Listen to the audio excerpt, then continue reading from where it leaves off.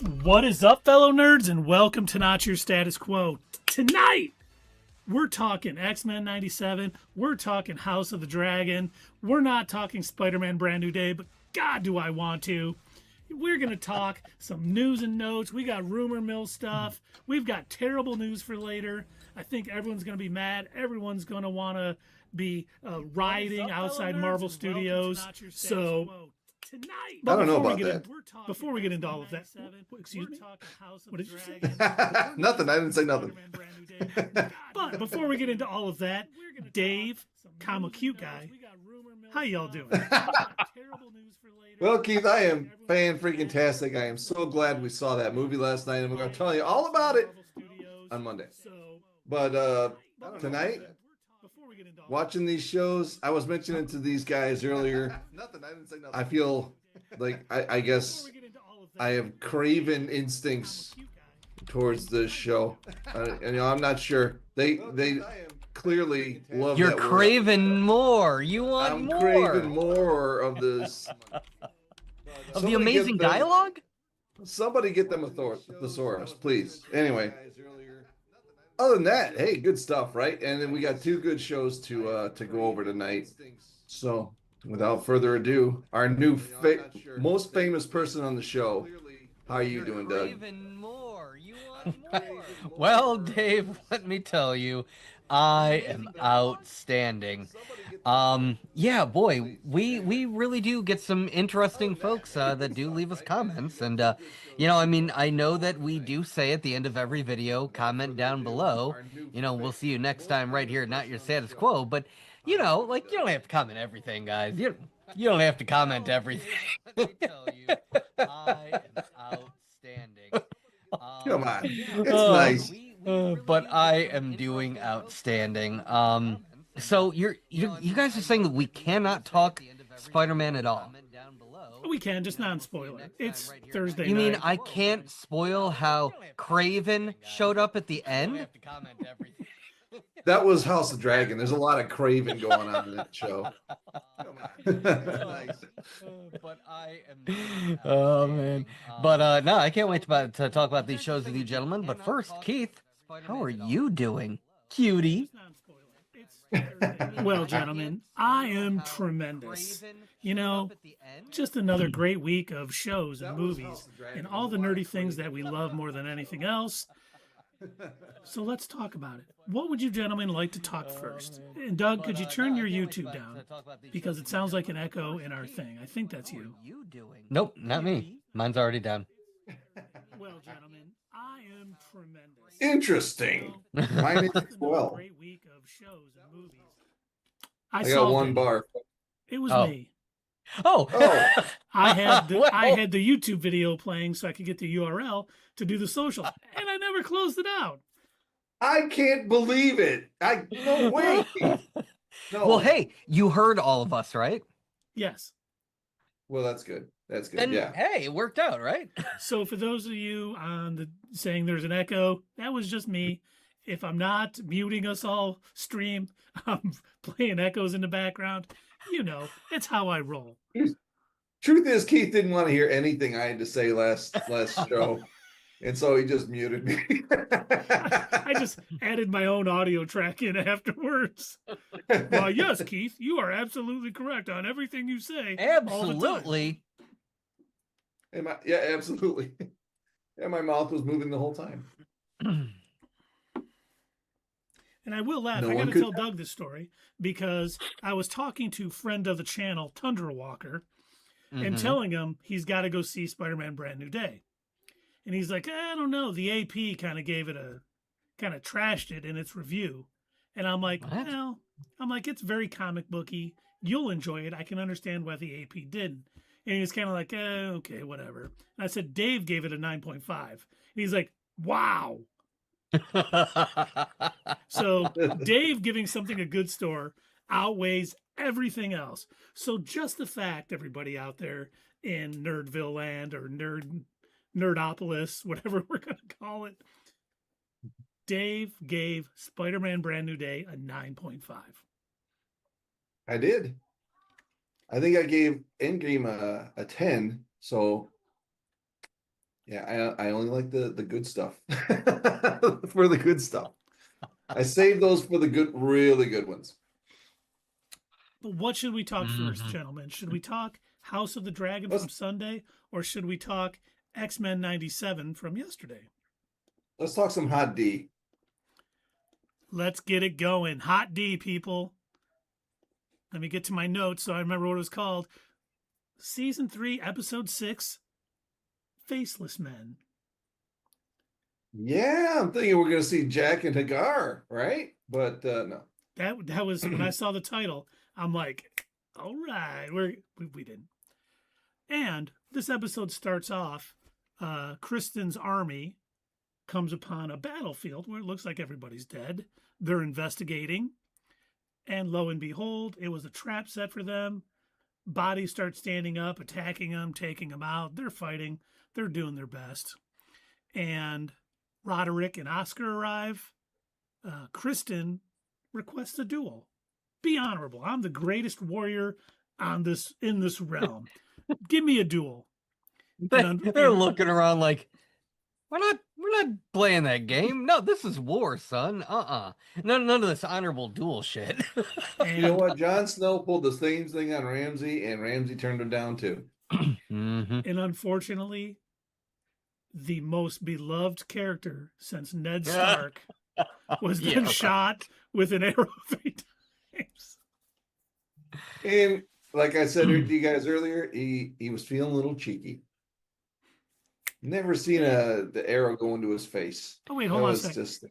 Who cashed in a dad joke? I don't channel points. Not sure what's going on there. Yeah, yes. I don't see anything. Huh. I would say like the most predictable moment on this show's history was Criston Cole dying. Not maybe this show, maybe not this episode, but he was on his way out. Oh, yeah. He definitely had his numbers coming up. Definitely. I honestly thought with the way he was wanting it that he was going to live for like till the end of the show and then like trip over a branch and crack his head open. I like how he thinks he's getting ready for a duel and he's going to pull out his fancy hanky and he's going to grab onto his sword like, I'm going to go out like a... Oh, whoops. I'm going to do this for my love, Alicent. And she has already forgotten you, man. She doesn't even know who you are. She doesn't remember your name. Like, you've been gone too long, man. She has no idea who you are. Next week, Alicent, I have terrible news from the front, from the war. Criston Cole was killed. Who? Is that my sister? No, you dummy. Oh, well, maybe Rhaenyra will be upset. Rhaenyra, you remember how you used to be really close with Criston Cole? Who? Shit. The former hand of the king? For who?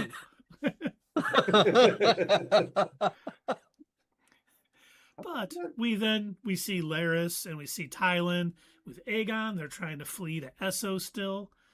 They might have a ship. We'll know more later. And then, in Dave's favorite scene of the week, Jen tells Rhaena to leave the Vale after she is caught attempting to see her sister Baela. She may have a little backhand in it also. But it's amazing to me watching that scene, like she would have never struck like a child of the prince of the realm. Except she knows where she's at. She can't go back to King's Landing. I was like, wow, I feel sorry for Rhaena because she's in a terrible spot. And honestly, with where the Blacks are right now at King's Landing and everything going on there, they would welcome another dragon. I mean, they need another dragon, especially since they're probably going to lose Hugh and Ulf over all this. Hugh and Ulf. Well, I'll wait for Keith to get to them. They're just joyful. Yeah, that's not going over well, is it? It is not. Well, then we get a nice little scene of Alan comforting a troubled Baela, and they end up kissing. And I thought her and Adam, in the previous episode, we're getting close. So are we seeing a little love triangle developing here? That would all Wouldn't be her surprise fault, me. wouldn't it? Wouldn't that all be her fault? And then she's going to play Yes. two brothers against each other? Oh, yeah. And then we're going to get another Dance of the Dragons within the Dance of the Dragons. Crazy Valerians. It's going to be like what started Robert Baratheon in his war, going after his lady love, only to find out that she doesn't. She actually isn't into you, man. Yeah. She's having Targaryen babies. Yep. She's having snow babies. Jon Snow? And then we see Alice showing Aemond, who, after perfectly playing him last week, really brings out the final piece of her mastermind to totally manipulate him. We have dragon eggs. Mm-hmm. And he is... And it's warm. Yep. And saying, we can rule Harrenhal together. Do you think part of her plan may be to get impregnated by Aemon? Oh, definitely. Or at the very least, marry him. Like, I think I said this 2 episodes ago or something like that. Like, I figured there had to be a reason why she was taking care of him, why she was treating him very similar to the way that she treated Daemon? Aemond? Doctor Who? Aegon, Darren. Whatever. No, they all have. Daemon is Matt Smith. Daemon. Okay, yeah, anyway. Tried with him. He took off to go serve his queen. So does make me wonder if this is just like her plan B. I'm gonna coax him in. I'm gonna, he's already come to my rescue of his own volition, even though he didn't have to. I could have taken out those guys all on my own, but then we've got this whole life debt, and and the eggs, and she said it herself. She's tired of living the way she's living. Yeah. Oh yeah. She said, she said that herself. So she's doing anything she can to move up. But I think she still wants to stay at Harrenhal because she did mention that, it's been her home for, what'd she say, 200 years or something? Yeah. And she even says she wants to rule Harrenhal with him. And it's funny because as soon as I saw the eggs, at first I was like, why didn't she show it to Daemon? Oh, she knows she has her claws much further into Aemond. This is the last piece of it. She never got to that point with Daemon. He took off. Because as soon as he touched the tree, he had visions of Rhaenyra. Yeah, he was like, okay, I know who the true queen is. We got to do this for the future of the realm. White Walkers are coming, the Great Winter, blah, blah, blah. And he's off. Only he had to wait 172 more years for them White Walkers to come. Yeah. But speaking of Daemon, he disguises himself as one of the city watchmen. About damn time, man. Yeah. And he's walking around and ends up finding one of the assailants to all of the other watchmen, is interrogating him. The guy won't give it up. He's basically saying, we got you guys right where everywhere. We want you. You'll never catch us all. It's over for you guys. And he, puts a knife in his ear. That was not a fun scene to watch. It was gross. And I kept thinking, that is the last way I want to die. So if Daemon is ever interrogating me about who's killing the City Watch, I'm spilling the beans. Sorry. Yeah, never let him lean in. If he's leaning in, something's going to happen. Something bad. And you know what? Just maybe stay away from all City Watch just in case he's playing dress up again. Yeah. Now, is this the moment where he ran into Ulf? Yes, it is. Or is that later in the show? No, it's here. Yeah, because he sees him and he's like, you're supposed to be stuck in the castle. How dare you? Yeah. And he's like, just coming out for a pint with the boys. And I love how much of a commoner that he is. So like he has no understanding of etiquette or anything like that, and he talks to his people the way that he would talk to anybody. And while I do applaud that on one hand, in this world that would get you killed, and he is lucky that. And I think even Daemon points it out. He's like, you're lucky you ride a dragon. Yeah, he did. Aemond is not the person to treat like any other dude. No, He's not. No. He will act like it, and then he'll take your head off. Daemon is full royalty. He sees a definite gift. But Oh, yeah. Future Boy OG is out in the chat. He says, Uncle, love triangle. Yes. Alan and Adam, I didn't see that coming. And he says, didn't see the dragon eggs coming. Yep, neither did I. I was like, that was the piece she was saving. That is her coup d'etat to fully getting someone on her side. Especially like once we get to A Night of the Seven Kingdoms, they mention how few dragons are left. Yeah.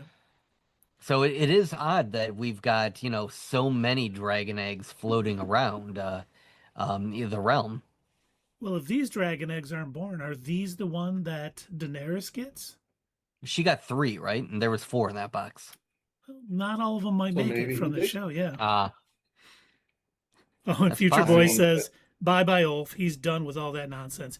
Yeah, definitely. He's not seeing the glory and the benefits of being a dragon rider like he thought it was going to be. So I think he even points out like it's caused more pain than anything. It's I think somebody, Daemon or someone, points out to him like, well, aren't you happy that you're not? No, I'm sorry. It was Hugh. It wasn't Daemon.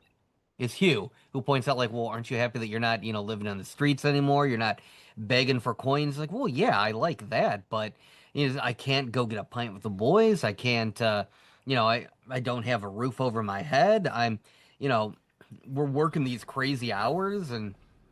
I'm a stir of the whole, I'm a knight, but what does that get me? I sleep in a field. Yeah. I have no time to do anything. And Hugh kind of agrees with him. Like, yeah, this isn't how I expected this to go. And I assume that's why Hugh makes the decision that he does later on. Which, we'll definitely get to. Because we see that the City Watch is all deserting. There's none left. The small folk are saying crime is running rampant. But Rhaenyra promises that Valyrian soldiers will come and help with all of this. I'm sure that's going to work out well. Oh, will it though? Not after other things. Yes. Not after a lovely night of camping, huh? Yes. But then we see that Rhaenyra plans to send assassins to Tumbleton, posing as envoys from House Baratheon. And I love the fact, I thought it was a nice little touch, that they just stink to high heaven when they go in the room. Like we were wondering, like we knew that they brought it up for a reason. They mentioned that he doesn't like foul smells. It had to come into play. Otherwise, why mention it? And so I'm so glad that we got payoff for that. Oh yeah, and Future Boy OG says 0 dragons in Night of the Seven Kingdoms. Yes, all the dragons are gone by Night of the Seven Kingdoms. Night of the 9 Kingdoms. That's right. 9. Remember that last scene? Come on. Yeah, oh yeah. And of course, Gwaine being battle smart, even though he left everyone's hero. Even though he left everyone's hero, Criston Cole, to his own druthers.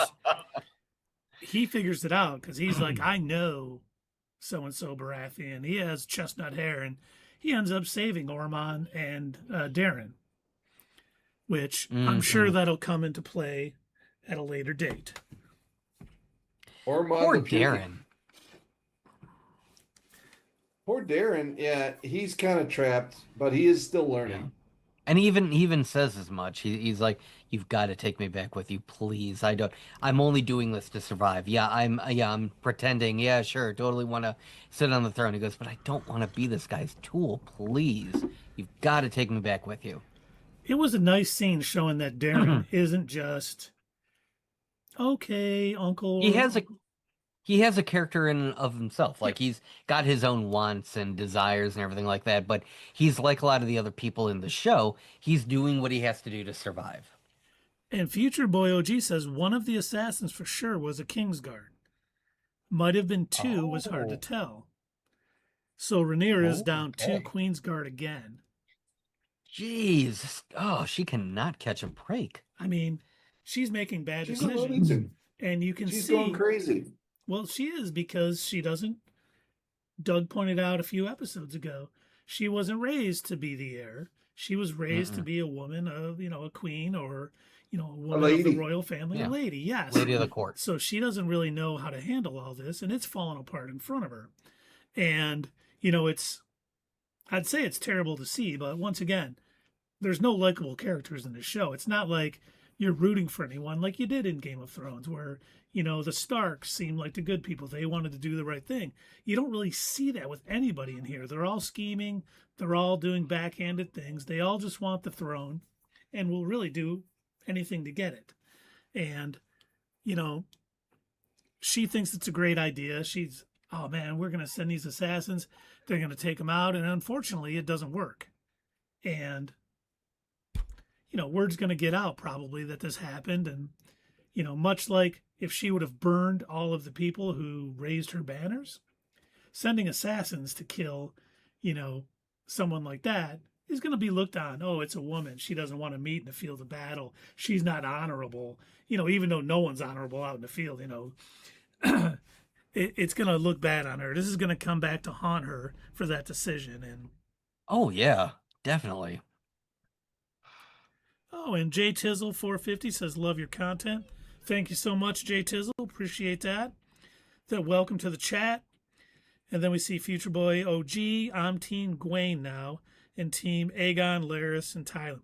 See, I can't get behind Aegon. No, neither can I. Like, Larys was right. Exactly everything that Larys told him.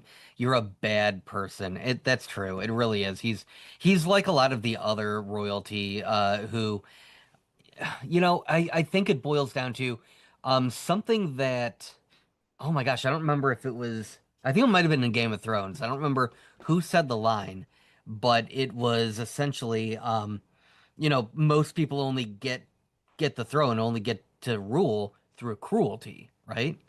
And it's like, a lot of these nowadays, the royalty, the nobility and everything, they're all, they expect to be treated a certain way, but they haven't really done anything to actually earn it. And of course, Jay Tizzle said, of course, Dougie Fresh. And then Future Boy says, Aegon is the underdog now. I'm a sucker for underdogs. He definitely, with his dragon dead and, basically on the run, he doesn't have an army. He doesn't have any soldiers, really.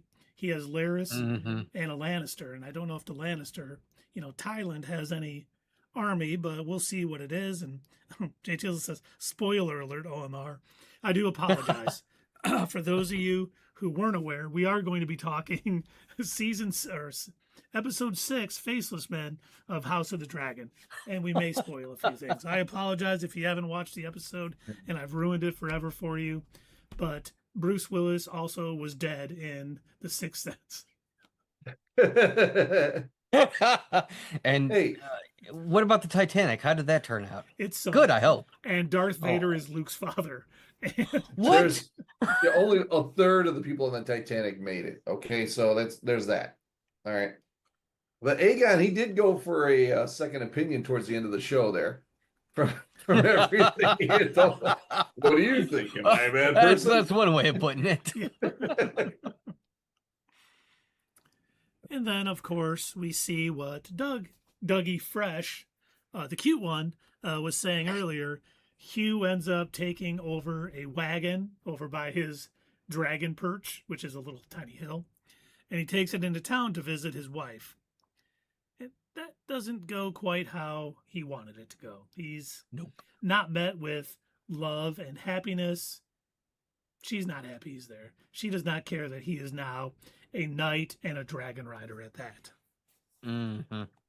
No, because she explains that she had to do a lot to survive on the long road there, and that she wished that she would rather that he was there with her. Yep.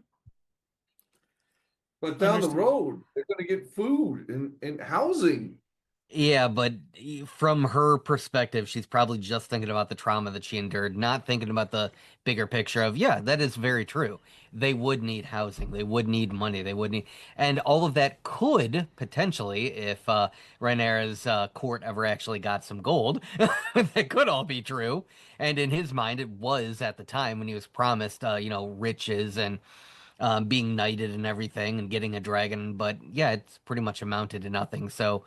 I if she knew that, which she doesn't, it would make her case stronger. Yeah. Oh, by the way, Keith, yes, did they get any gold? Ah, Did they? I don't know.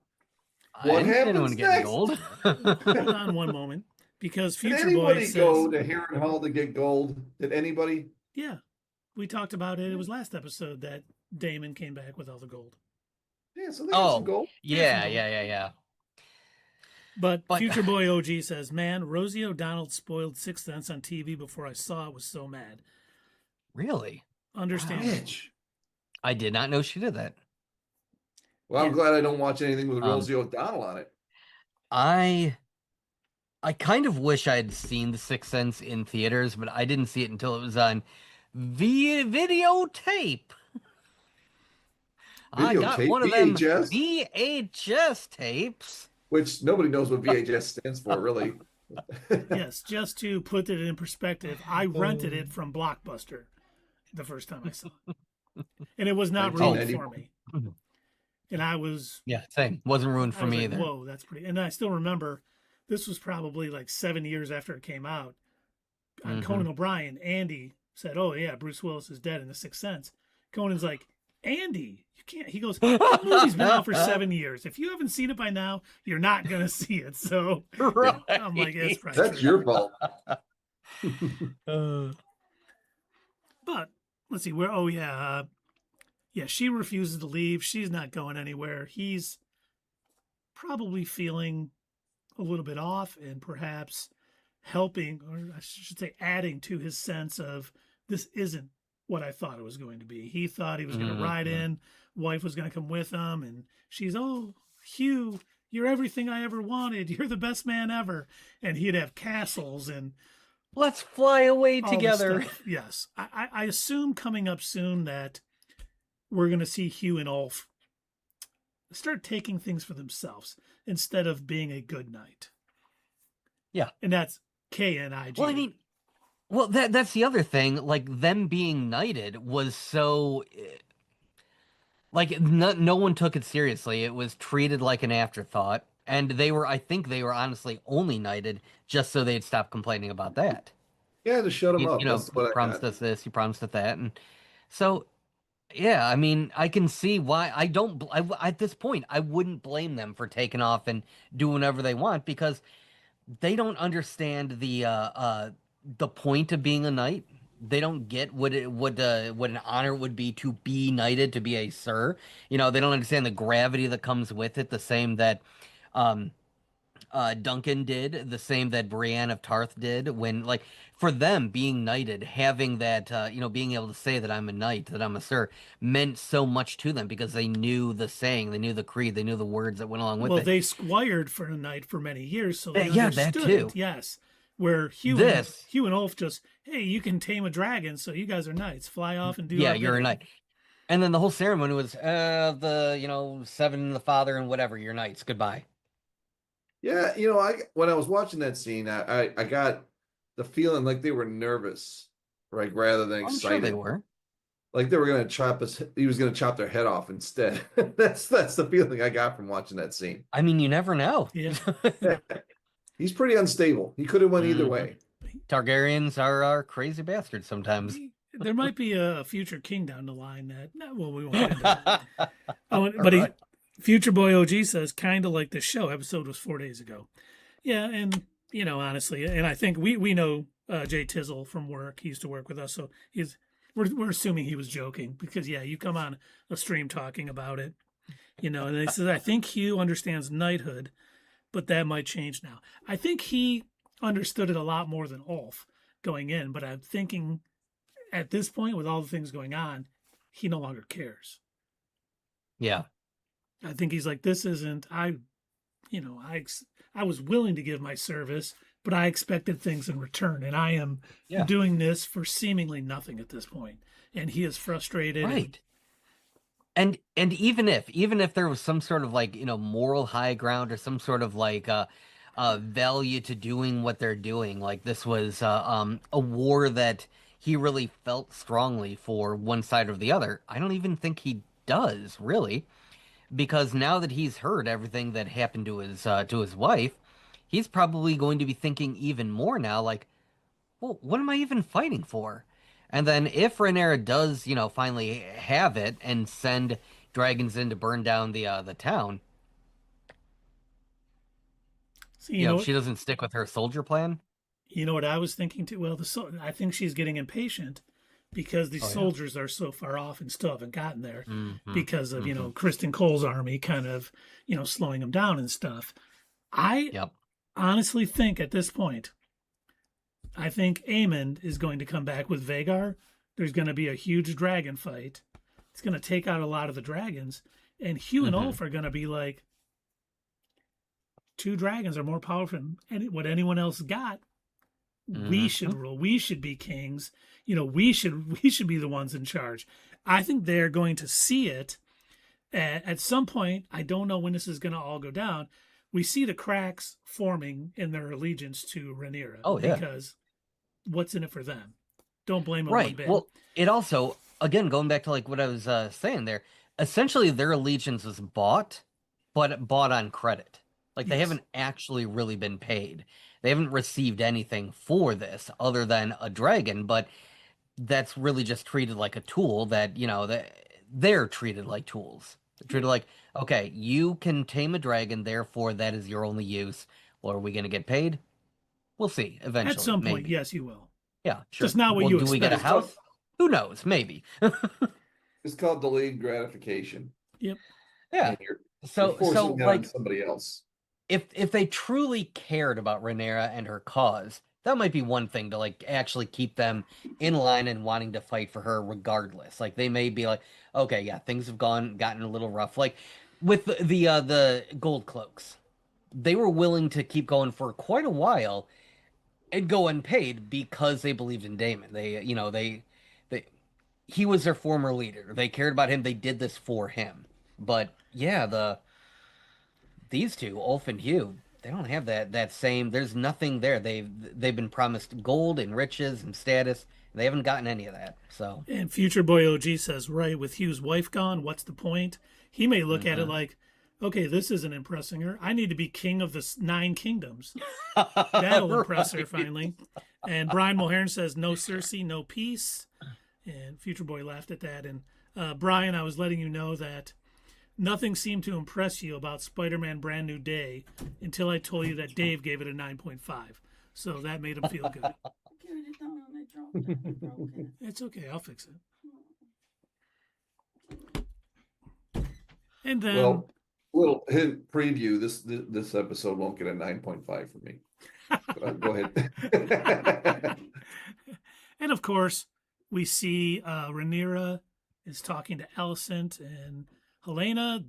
She's got to lock him up more. They tried to escape last episode, and that's not doing much for Helena's mental health. I am surprised by that. I thought that was like the creators' way of like writing them out of the show or something. Like, I did not expect their story to keep going because I keep seeing people on Reddit. And again, sorry to everybody out there. I have not read the book, and I'm only going by stuff that I see online. But everyone keeps saying that their story in the book is done by now. It's wrapped up.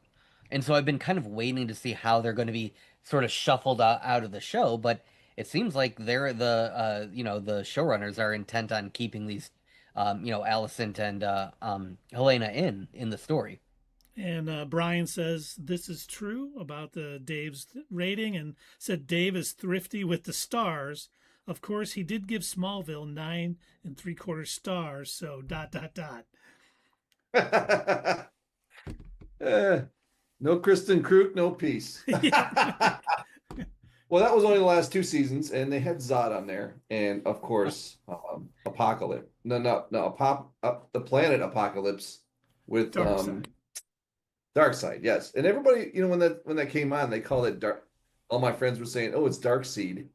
I'm like, no, it's just No. they just spell it different to be creative. They spell apocalypse different too. It's like with a K. Yeah, and PS. It ends in LIPS. Yeah, and I think isn't so. What? Brian said no spoilers. I'm still on season 3. Of Smallville? Oh, I'm sorry. Oh, geez, I feel bad. Yeah, I didn't know you were watching it either. We apologize. We will refrain from spoilers of Smallville until you let us know you're done. All right. Oh, yeah. And Future Boy OG, we were getting to this, but looks like Rhaenyra aims to use Helaena as her own personal crystal ball. Mm-hmm. Because we know Helaena then kind of draws, or she's doing the crocheting, or what is it called? Yeah. I don't know. Stitching. Making? Oh my gosh, it's cross stitching. Sewing. Is that it? Cross stitching. Yes. And we see. And by the way, when it showed Aemond, with the blue eye, I saw it and I was like, oh my god, it's a White Walker. Then I'm like, wait, that makes no sense. That's Aemond. It's only got one blue eye. Yeah. And then of course Alicent. Oh, and Brian says, "Peace out, not your status quo." Peace out, Brian. Thanks for joining us. Hopefully we'll see you next time. Rhaenyra, or Alicent takes that information to Rhaenyra to try to secure her and Helena's freedom or anything else. And Rhaenyra has a very odd plan, and I didn't quite understand why she did it this way. She sent Alicent to Harrenhal with some guards to basically kill her son. Yeah. Yeah, that to me said, yeah, she's really going nuts. Did she really expect her to do that just because she's got Helaena in her basement or whatever? Does she really think that she's going to go through with that? She's not going to be able to do that herself. She won't do it.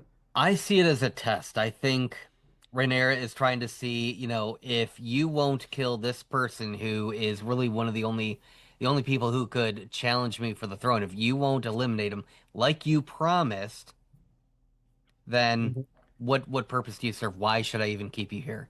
Clearly, our friendship is gone. The difference is she wasn't doing it herself. Mm-hmm. I do think, too, a little bit was to get her away from Helaena so Rhaenyra can be close to her, too, because, I mean, it is a terrible plan. You're right, she's not going to kill her own son. She's sending a schemer to go work with someone who has the biggest dragon in the realm right now. That's not thinking things through clearly. And I got a feeling Helaena, if she has another vision, she's going to be like, yeah, Rhaenyra, your reign as queen is going to be very short. And that's going to send her even further. Oh, how many years? Try months. Yeah. What? Years as in plural? Oh, I'm sorry, sweetheart. Have you seen the new sweater that I knitted? And she's dead. And here's your legs. He's dead on the sweater. She knit that into the sweater. Notice how your torso isn't attached to the rest of your body over here. Oh, and you're going to love this. I learned how to crochet little blood droplets, and then here's your head over there. And then eventually your dragon's going to eat you, so... You trying to jump scare me, Soul? Not going to happen. He kicks the door open, and I usually do this. But I was ready for him this time. What up, buddy? And then, of course, this episode ends with Corlys receiving the news to come back to King's Landing with the men. But unfortunately, he is captured by John Roxton, one of Ormond's lieutenants. He's on his way. He'll be there any minute. And, of course, we saw that Ormond respects Corlys. Because earlier in the show, he's like, her hand was a great choice. He's like a good man and all this stuff. I was like, okay, that makes a lot of sense. And I don't know if Ormond's going to have to push too hard to get Corlys to turn on Rhaenyra. I don't think so. Because that's the thing that's going on in the show right now. Rhaenyra is winning the battles out in the field pretty much with the the Rivermen and the Starks. Criston Cole's dead, his army's dead. Ormond's stuck with one tiny dragon, in a tiny town. But Rhaenyra is losing complete control of King's Landing. She's not doing her due diligence with her subordinates to keep them in line.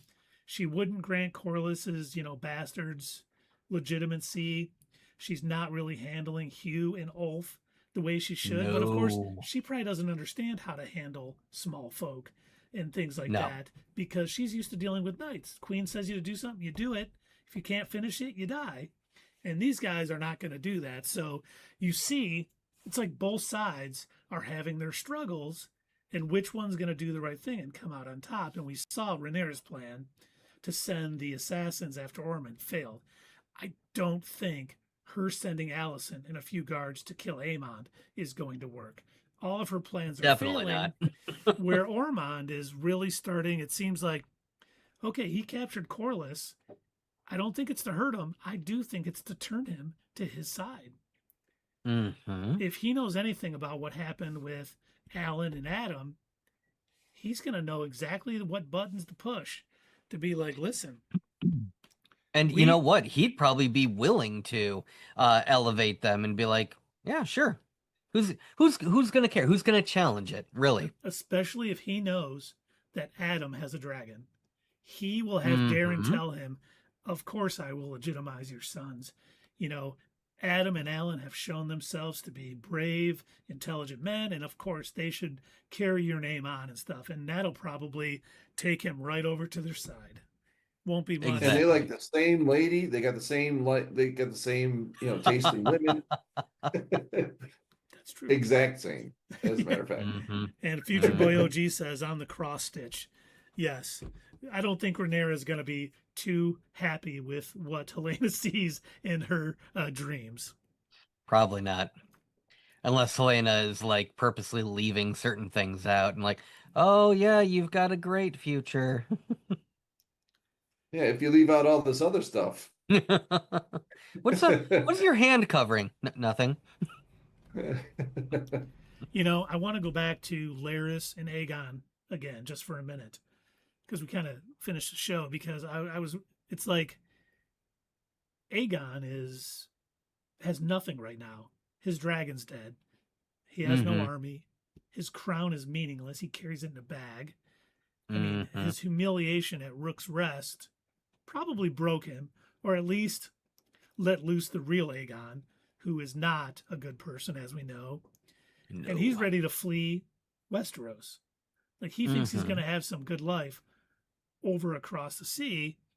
And I keep thinking, somewhere Larys is going to Larys is going to figure out that he would be better off to betray him. I mean, he probably will eventually, once he's put up with this kid enough. Like, once he's, as long as he's running around just like stabbing people at random and not taking any kind of like actual responsibility or anything like that, and continuing to be a petulant child and a bad person, then yeah, he's probably gonna eventually realize, like, why am I doing this again? Like, your mom isn't even here to show me her feet. Like, what's the point?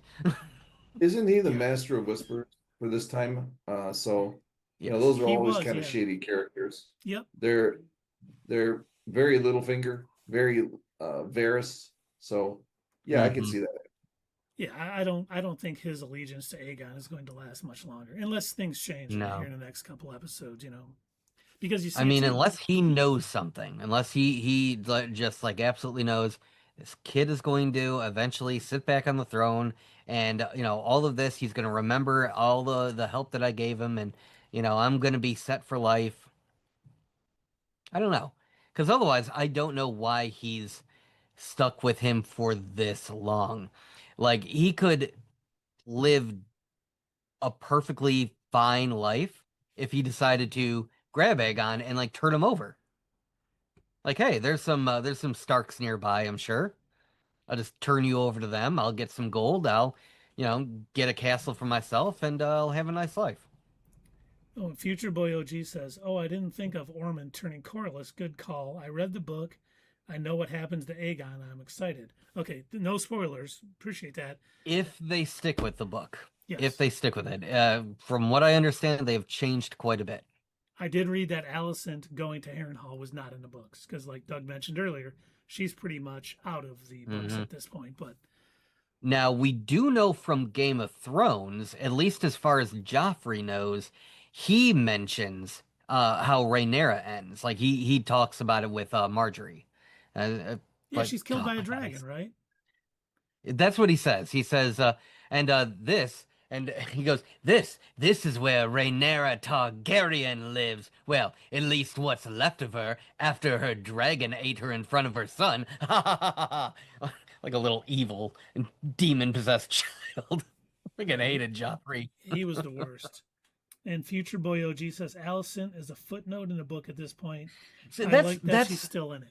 That's exactly what I said. That's what I read on Reddit, that a lot of people are saying they don't understand why she's still in the show because her story is done by this point in the book. And yeah, the only thing I can say is I guess the showrunners have something different in mind, something different planned. And it's probably also the reason why George R. R. Martin has been kind of backing away from this show because he seems a little upset that they're changing the story from what he wrote. Which it's still when working, I heard right? that they wouldn't take it. When I heard that they wouldn't take his calls and he's trying to give them suggestions and they're just like, thanks, old man, we got it. That's not, I don't think that's a good thing. Yeah, and I get a little worried because it's working currently how they're doing it. It's still good, but it may fall apart at the end. How are they going to wrap it up, though? Yeah, exactly. They've got a lot of running story threads right now. And then, I had a thought on Rhaena too. Okay. I was writing she's abandoned by her family. Mm-hmm. She lost her connection to her sister. Mm-hmm. She has a dragon now, but she's feeling pretty powerless. It's not what she thought it was going to be. I think, because I think we all assume that at some point Daemon and Aegon are going to fight with their dragons. Oh, yeah. Definitely. I can see that. Rhaena is going to come because I think we know Vhagar is a much bigger dragon than Daemon's. I forget it's Corlys or not Corlys, Siciliac or something. That's when you can't eat gluten. We'll call him Celiac. I can't remember his name now. Similac. I think it's a children's food. Yes. Similac. Similac. Yeah. I think she's going to come with Sheepstealer and help her dad defeat Aemond and Vhagar. And I think can see that is going to be her sort of like a redemption, maybe. Her little redemption arc. She unfortunately played a major role in Jace being killed, but she is going to also help Rhaenyra's side take out the Green's biggest threat, if he's still even on the Green. It seems like factions are popping up, everywhere, because it's no longer just Rhaenyra versus Aegon. It's like Rhaenyra, Aegon, Aemond, Darren, Hugh and Ulf on one side. Aemond seems like he is wanting to be his own king and thing. It's like it's starting to fracture out in a bunch of different things. It's no longer just one army versus another. And I don't think people are keeping up well, especially Rhaenyra, to everything that's going on, and it's falling behind. But I do hope, because of all this stuff going on, seeing her in that cave just looking completely disheveled, lost, she's going to do something to kind of her redemption arc, as you put it. She's going to help her dad beat Aemond and Vhagar. So I have a much darker theory for her. This goes back to what she had told Daemon when he visited her at the cave. He was trying to convince her, you can leave, come with me, but you got to leave that dragon because everyone knows that dragon. That's the one that is responsible for killing Jace, and I can save you, and we can, protect. But you've got, and she's no, he's part of me now. I can't. He's my dragon. I don't think that's actually the case because if you remember what she had also told, what's her name at the with the moon door? What is her name? Oh, it's Janie or something. It's something like that. Jenny. Yeah. Lady of the Veil. Yeah, the Lady of the Veil. Thank you, Dave. Basically, tells her, oh well, I didn't really like tame him. I just kept feeding him sheep until he'd let me ride him and stuff. And it's like, how long is that going to last? How long before he's hungry, doesn't see any sheep left, and says, Oh, this little girl will be just as good of a snack. Like, I don't think they have as strong of a bond as she thinks they do. I That's what I think it's mean. more like a wild animal or like a stray cat situation, and she's gonna pick up the cat thinking we're best friends, and it's gonna scratch her in the face. Or in this case, I think the dragon might end up eating her. Is she a Like flakehead? I could seriously see this Game of Thrones style. She's gonna stand proudly at the entrance of the cave, like, "All right, sheep stealer, let's." That would be kind of funny. We need Aemond, Credits. Siciliac, and Vhagar are about to fight. We need to go help my. Right. Yep. Oh, and That's what I mean about her naive, and he's a part of me. He's part of me now. Well, he just took off left in the cave. What are you gonna do now? Now you got nothing. And Future Boy OG said, I hate they made Rhaenyra into Nettles at first, but it's playing out really smartly, and I kind of like it now. It does look like it makes a little more sense having a Daemon's kid, one of the royals, have that dragon that she can't control, and really making mistakes because she is now, I don't want to say tame the dragon, I don't even want to say bonded with it. The dragon is now letting her ride it. The dragon appreciates the occasional meals. Yes, exactly. And man, one step above Ulf. Yeah. Yeah. Actually, she's probably at least one step up, because she would probably, if she didn't feel like Rhaena would, execute her if she came back to King's Landing for killing Jace, she would be very loyal to her. Oh yeah. But yeah, because of that. And then of course, the whole thing with Alice. Stealer is her Uber. Oh my god. Give me 5 stars. This ride will cost you 5 sheep. You're carrying. Oh, accurate. You're carrying. But I mean, Aemond too, when his eye lit up, when he saw those dragon eggs too, he's probably thinking, because there was 5 eggs, I think. He's like 5 future dragon riders, thinking Harrenhal will be a new dragon stronghold, and he's gonna run it. He's gonna be like this powerful person. And I just don't. Obviously, Alice wants him to think that. I just don't think he makes it out of this season, because her hiding him away from, the rest of the Greens and everything, he could be making a huge difference, as we know, when what's his name, Ormond, got the message that Vhagar and Aemond and the army wasn't coming. He was very upset, because that would have been a much better position for them in Tumbleton with that. So she's keeping him away, hurting his family, hurting the Greens. And anytime you make a mistake like that in this universe, you pay for it. Oh, so, yeah. I don't know what's going to happen to Alice, but I think Aemond dies before the end of the season. There's only 2 episodes left, too. Really? Oh my gosh, I can't believe it's already almost over. Get 8. So this next one is probably going to be the big one.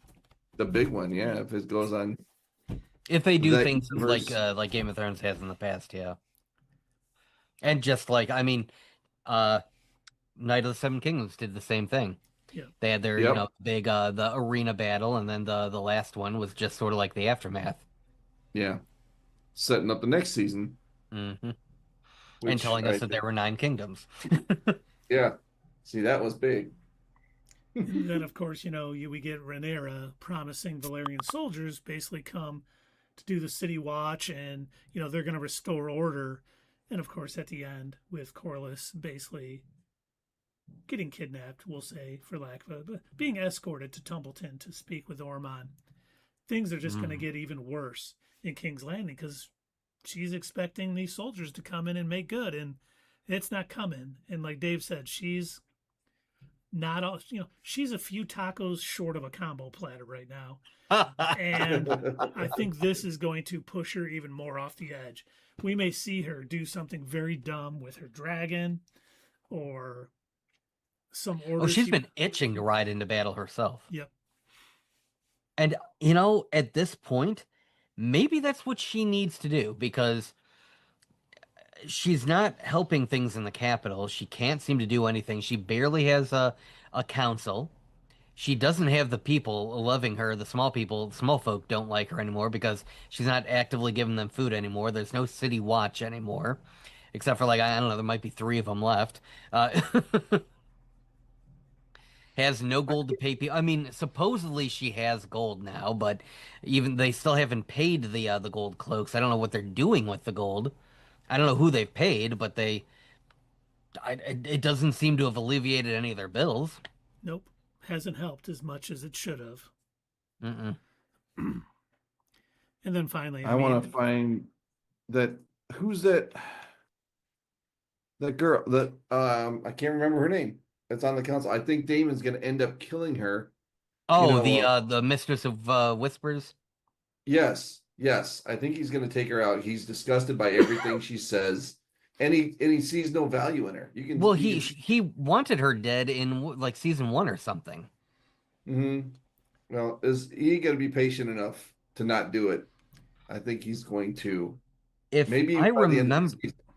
if I remember right, didn't he like at one point promise her something, and then she went to go like collect, and like you said that you'd marry me, you said that you'd make me a lady, and you didn't, and he was like, well, yeah, I just said that in the moment. Or am I thinking of something else? Could have sworn that happened in like season 1 or 2. Season 1. And then he didn't he like lock her up or something? Well, and whose plan was it to send the assassins? Was that the Lady of Whispers? Or was that Yeah, because Daemon wanted to do brute force. Yeah. That's right.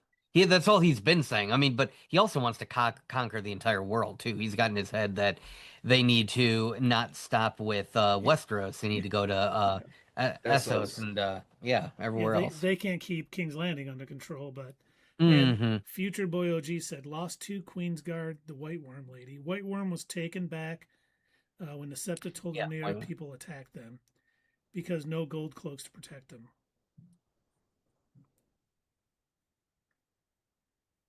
I don't remember that. White Worm was taken back when the Septa told her people attacked them. I don't remember that. Is that something that's coming up? On that, I'm not sure. White Worm was taken back. Lady Mysaria is who I'm talking about. Yeah, the White Worm, Mysaria. Yeah. Mm-hmm. Well, and because no gold cloaks to protect them. Yeah, that's exactly what she's dealing with. I mean, again, that's what I'm saying. So supposedly Daemon brought gold, but they haven't used it to pay them. The gold cloaks that are still on duty still haven't been paid to my knowledge. And there aren't a lot left because most of them have been murdered in the Feast for Traitors. And the ones that were left don't want to be part of it.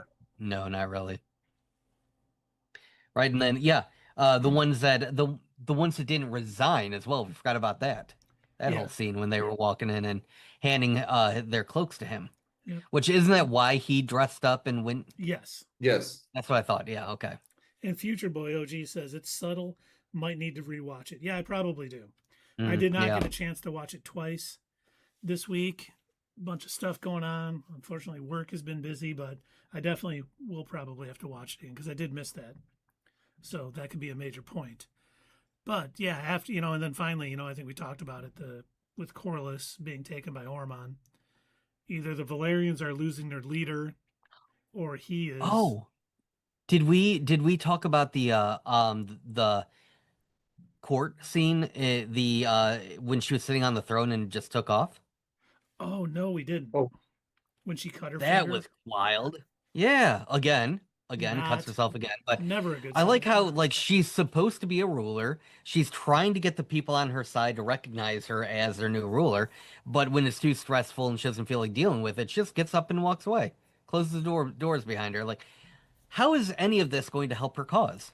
It's not. That's why she's like, losing her grip on anything. If she's even remembered in the the annals of royalty and history of the people that ruled Westeros, I'm gonna call her Rhaenyra the inefficient, Rhaenyra the terrible, Rhaenyra the queen who didn't care, Rhaenyra the emotional.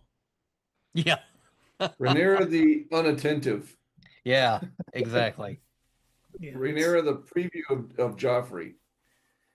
It really, I mean, with both sides making mistakes and having bad things happen to them, I'm looking forward to see how this, all plays out. But should we rate this episode, gentlemen? I think we should. And while we're doing that, obviously I'll let Dave go first. But while we're doing that, if you guys out there in the chat also want to rate this episode, let us know what you thought of it. Let us know. But Dave? Oh, but Future Boy OG did say Joffrey remembered her. Yes, he did. Yes, he did. He liked her for a reason. Yeah. She is clearly slowly slipping down that slope. She's going crazy. I like to see it. And you see, like, any major news that comes in, you can see it in her eyes, and she's shaking, and she keeps going to Alicent. She asks her, what was she asked her that one time? How did you act when you were in this position? And, she says, well, you're not going to be yourself. And this shows, she says, yep, I told you this. You're going to have to compromise your principles. You're not going to be, as this person you think you are. And she was right. And that just even further sent her down the road. And like she says, Helaena needs to be free. Alicent says Helaena needs, less observation. I'm not sure what the word she used was, but she goes, I gave that to her, and you guys tried to escape. Yep. So I was giving you what you wanted, and of course that's making her just a little bit crazy too, because she's got no one to talk to. She's trying to figure it out on herself. I like that part of the show. Rhaena drives me nuts. Can't stand. She's so freaking naive. It drives me nuts. Yeah. The dragon girl in the cave? Yes. She drives, I just think bad things are going to end up happening to her because she's so naive. She's not made for this world. When's the last time you saw somebody that naive in a Game of Thrones world make it? Criston Cole was idealized, but he's still got an arrow in his face. But I was saying this to the guys earlier, and I think, I haven't been on many of these. I had a few my own difficulties, and I've missed a bunch of these reviews. And I just think it's like since the beginning of the first 2 episodes of this season, that they were just excellent. But where we're at now, it's kind of going down. I'm looking forward to the next episode to be really more not exciting, but also exciting for sure, but letting a little more, I don't know. We've had a lot of development, so that's not what I'm looking for. But it seems like the story has flattened out a little bit for me when I zoom out and I see what they're actually doing from scene to scene. Like, all right, now she's going to go talk to her. And then, nothing really comes from the scene, except for that, just the fact that she's a little more upset or not upset from these things happening. And I can see the Daemon was definitely a great choice for Matt Smith to play. And, he does excellent with his character. I think he feels like, he needs to be king. I know he gave that up earlier, like at the end of last season, but he definitely feels like he could rule much better than she does, because he contradicts her at every small council meeting. And this show was no different. Like, and I can see he's getting irritated with everybody on the council, and he just wants to do it his way. But I hope this leads into, like, I think there will be an epic battle, maybe hopefully next episode between Aemond and Daemon. And I don't know, this episode I'm just gonna give it a 7. All right. And Future Boy OG said first watch 7 out of 10, second watch 8 out of 10. It's all built up slowly but surely. In parentheses, I hope. Yeah. That's where I am with the I hope part. And that's, I think these episodes are showing how each side is getting desperate, because for Rhaenyra, she's getting desperate because she's losing control of King's Landing. All of the Gold Cloaks quit. She's trying to bring in the Valyrian soldiers. They're not going to come, we know. The small folk are turning on her. They're writing things on the wall. The City Watch was overly aggressive and trying to police that. And she can't control her own city. She's walking out of, council meetings. She's not doing a good job. She's getting desperate, especially sending someone like Alicent to go kill her son, who is a schemer and learned from her dad, Otto Hightower, who basically took the throne from her in season 1 of this show. So I think it's a huge mistake. I think she might have thought she's doing it to keep Helaena close because she is a dreamer. She wants to have this knowledge. It's not going to turn out how she wants it. It's going to end badly. And then you see like Criston Cole, who, thought because he's such a great, he should have honor on the battlefield and, die with honor. They don't care. They put arrows in him. Yeah, how'd that work out for him? Yeah. But then you see the armies for Rhaenyra are winning in the battlefield, but she can't keep control of her house, where the Greens are keeping control of their house pretty good and stopping assassination attempts and doing all that and getting King's Landing a mess, but they're losing their armies in the field, and their biggest asset is being basically manipulated by a witch in Harrenhal. I'm like, man, this is all going to blow up in everybody's face, and I don't know what's going to happen. I don't think Rhaenyra is going to be on the throne by the end of this, still be on the throne by the end of the season. If she is, early season 4, she's gone. And I don't know if Darren's going to take over, Aemond's Daemon, I don't know. And I think that's why I'm enjoying this show. I can't get a good read on what's going to happen. So I think I'm going to give this episode a 7.5. I did enjoy it. I was enthralled from start to finish, but it was another kind of slower paced show, kind of that slow burning into something that this show has done quite a bit. So yeah, 7.5 out of 10. Mm-hmm. Yeah, I pretty much agree with all of your points. It's I have been enjoying the vast majority of these episodes. Not all of them are going to be winners, that's for sure. And I did look at this episode very much as more setup along with what they've been doing. They're clearly leading up to something, and my guess is this next episode is going to deal with Tumbleton. That'd be my guess. I do think Rhaenyra is still going to be on the throne at the end of the season. I think they're going to drag this out well into the next season. Because the only thing that's going to get her off the throne, I assume, would be her dying. And I don't see any other way out of it. She's fought so hard to get there that I don't think she'll give it up without a fight. And I think it's going to end up taking, something doing that. And then most likely, next season is going to be the last one, right? Yes, next season is the final season. Yeah, so I assume they'll probably wait until the end of next season, probably kill her off, and then we'll get, our nice wrap-up episode, our episode 8 or 9 or whatever, and that's going to be the one that'll show us, what the aftermath was leading up into, like, Night of the Seven Kingdoms or something, probably. That'd be my guess. But as far as this episode goes, it was fine. I enjoyed, parts of it.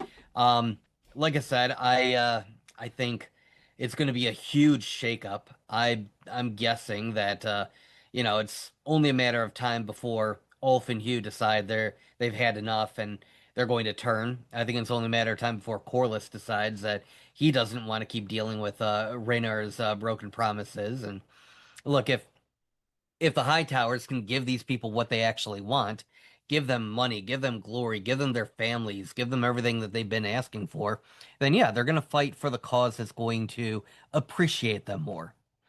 It's going to give them a reason, because right now, these people don't have a real reason to fight for Rhaenyra. They don't have a just cause to do it. So she's like barely got a grasp on anything. That's why I keep pointing out that like her small council, barely anybody there. She doesn't have any King's Guards hardly. She barely has a Night's Watch. She's losing her grasp on everyone and everything. But I think it's going to be a very slow petering out of her flame up until somebody finally invades King's Landing and takes her out. So, but other than that, like I said, a good episode. I think my favorite scene, my all-time favorite scene was was seeing those spies pretending to be Baratheons and and just the camera work, what they did with it, like making him like you can't really hear very well, and the wobbling and the blurring, and then as soon as he could, he immediately just projectile vomits. I'm like, okay, that was great. It was worth it. I got a sensitivity. Yeah, just a little bit of a sensitivity. But yeah, I'm gonna give this a 7 out of 10. It was pretty okay. It's like I said, it's definitely leading up to something. I might actually once we see this next coming episode on Sunday, I may actually change my tune depending on how much payoff we get. I may end up liking this episode even more. But right now it's pretty darn good. So yeah, 7 out of 10. Yeah. And Future Boy OG says Alan can still lead the Valyrian soldiers. They're kind of out in the field and not really with him because he's at King's Landing, but he definitely could. And he says Tully Kid still has an army. Yes, and the Tully Kid is for Rhaenyra. So once again, the Hightowers seem to have control of King's Landing and Tumbleton a little bit, but the armies are all black out in the field right now. So they both have their limitations. And he said episode 5 and 6 felt very similar in pacing. They did. They're definitely building towards something, and if it's a great payoff in the next 2 episodes, it'll all be worth it. If it isn't, we might be seeing why George R.R. is distancing himself from said show. I hope he's wrong, and I hope he's just a little upset because they don't need his constant counsel on how to do everything. Well, I keep going back to what everybody has said about the source material, how it's apparently 2 different authors, and they're doing their best to like remember the events. They weren't always necessarily present for everything. So they're sort of like regaling what they've heard, or maybe some of the things that they were there for. But like, I have heard that one of the authors one of the authors of the book is like a court jester or whatever, and all he pretty much talks about is all the drinking and the sex. And then the other one I think is supposed to be like a maester that's actually talking about the details of the battles and all that. But the one thing that I do keep hearing over and over about the book is that they're supposed to be considered unreliable narrators. And when I remember one of the directors of the showrunner or somebody had mentioned during season 1 that they're trying to combine the stories into one accurate retelling that's going to be the true canon story. Now, obviously, if he's not paying attention to what George R. R. Martin is saying and they're all kind of just doing their own thing, I hope it still turns out good. But if we end up finding out that they're changing the story so much that it's not even anything close to what it should be, I mean, especially if it ends up affecting the timeline or the family tree of the other shows, that's going to be a bit disappointing. So yeah, I hope it does turn out okay. I hope the story continues to be good. I hope that it doesn't suffer in the end, and I certainly hope it doesn't end the way Game of Thrones did. And Future Boy OG says, source material reads like an encyclopedia and highlights all the major events. The show is filling in all the blanks, and so far has hit all those major events. Oh, okay. All right, good to know. Yeah. Yeah. All right, so are you gentlemen ready to talk X-Men 97? Keith, I think I am ready to talk X-Men 97. Excellent. Back to the 90s. Back to the 90s. I am ready as well. Excellent. This episode 7 of season 2, was entitled Strange Land, Savage Heart. But it was a courtroom drama, and I loved it. Yeah, we do get a flashback at the beginning to Genosha, where Colossus loses his sister, which, she's an immensely powerful being. I was kind of saddened to see her leave. I love Colossus, too, from the comics. So he is one of my favorite X-Men. And then you see him joining the Acolytes of Magneto, led by Exodus. And they end up abducting Graydon Creed. That's a very, very hard name to say. While he is announcing his candidacy for president. And they're also demanding that X Factor release all imprisoned. I love that his whole platform is, you should vote for me for president because I hate muties. That's right. My whole platform is racism. That is it. I got nothing else. I am not going to lower taxes. I'm only going to round up mutants. Vote for me. And Vigilante Vibes, friend of the show, posted a post where she said, subtle. And it was a guy holding a, hate mutants or kill all mutants, and he had a red hat No on. mutants. I didn't notice that, but yes. Oh, I did. I picked up on that. I was like, oh, I know what they're doing here. Okay. And then, Xavier decides to defy Cooper, and he sends Nightcrawler, Rogue, Beast, Bishop, and Polaris to the Savage Land, to the Acolytes base. X-Corp. X. It's so weird. To prevent this crisis from escalating. And they're hit by a radiation wave. Mr. Sinister's old mutant dampening power source is kind of back up and running and causes the jet to crash. Bishop flies out the window. Polaris jumps with him to save him, so they're separated from the group. And then the rest are, rescued by Colossus. And Nightcrawler kind of talks him into, well, let's see your home. Tell us why we're wrong. He's like, I like how the fact that it opens up with a guy that's, supposed to be a politician running for office. I would say that Nightcrawler was the clear politician here. The way that he was like, talking everybody into basically doing what he wanted. Like, oh, okay, well, we came here to get this guy back, but I'll tell you what, since, we do this back and forth, we'll pretend like that's not what we're really here for. Why don't you show us around and maybe you can win us over? And Future Boy OG is busting out, so thanks for stopping by. Next Monday, we'll be talking more House of the Dragon. Hope you can join us, good sir. No, go ahead, Dave. Sorry, didn't mean to cut you off. I like that because he wants to show that they can be level-headed. They're not just going to take him out. Yeah, because if he had left it up to like Polaris and Rogue and Exodus wanted to just take him out too. I mean, he talked them all into it. They're like, okay, fine, but I don't want to jump ahead, so I gotta wait. Go ahead. Yeah, well, since Nightcrawler did persuade them to put him on trial, thinking he would win, and his one thing is, I want Colossus to be the judge. You skip past them talking to him in the jail cell. Oh, So yeah, Colossus rescued them from the plane. Yeah. Went ahead and decided to show them around. I saw like the broken jail cell, like the bars that were all bent and everything. I'm like, wow, that doesn't sound like a very good. And then I saw them, he's all strapped. I'm like, oh, okay, yeah, that'll do it. It's like, okay, well, you got him locked up, I guess. But I was wondering last episode why they brought up when they were talking to Sabretooth, not last episode, the one before that.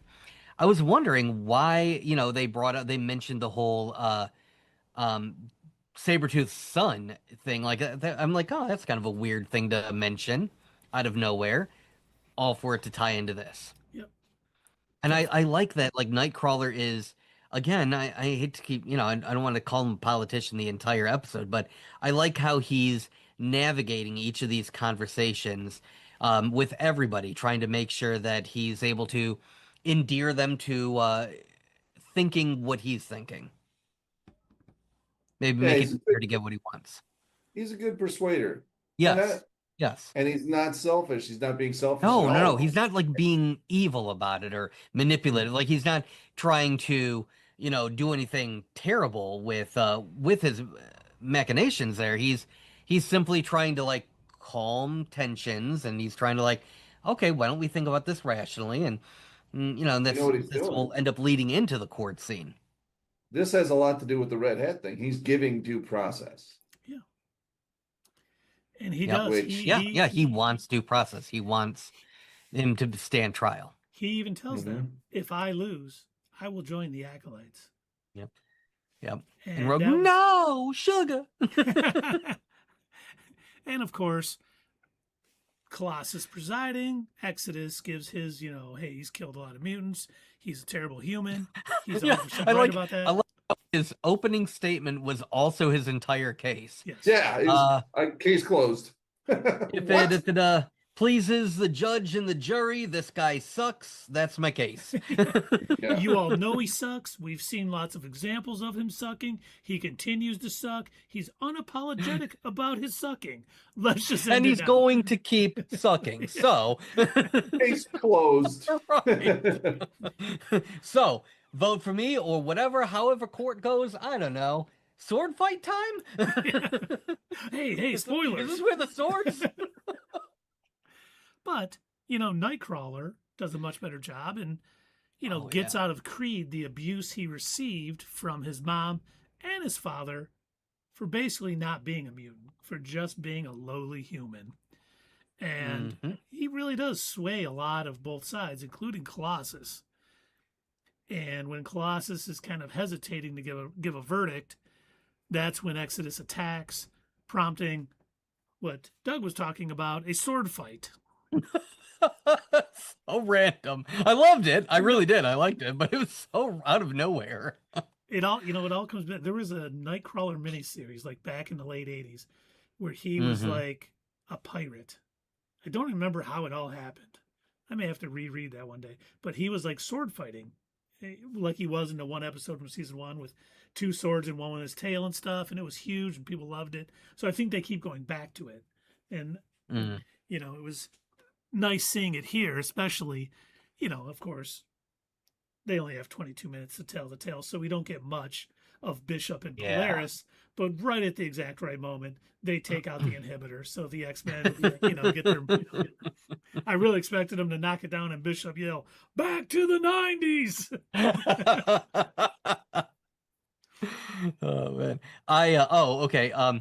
Real quick, Doug clearly doesn't know the comics that well moment. So when they were talking about the inhibitor wave and like how it was coming from that tower and everything, my first thought was, why is Beast still a beast then? And so I looked it up. Because he did it to himself and he altered his own genome so it's not even related to his power. Cool. Thanks. Glad I didn't admit that I'm glad I didn't ask that question during the stream. Because to have both of you be like, Doug, fuck, man. Fuck, bro.